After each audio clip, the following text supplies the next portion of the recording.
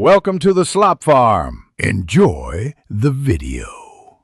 You start by making your data chart ready. Tidy headers and ensure each column has a single data type so Excel can infer series correctly. Once done, select the full contiguous range that includes labels and values. Alternatively, click one cell inside a table and Excel will auto-select. Make sure there are no hidden rows or merged cells because those break axis mapping. This step speeds up chart creation and prevents mislabeled axes later. So take a moment now to verify your. Now insert a chart from the Insert tab and choose a chart type that matches your goal. Trends use line charts, comparisons use columns, parts of a whole use pie.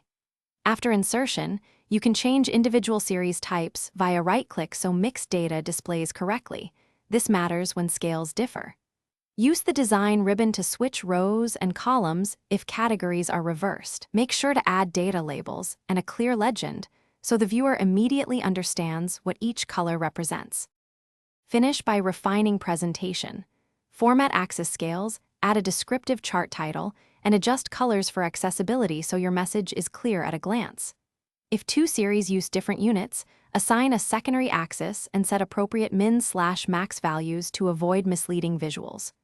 Once formatted, review the source range. If the chart looks off, make sure there are no hidden rows, blank headers, or mixed data types.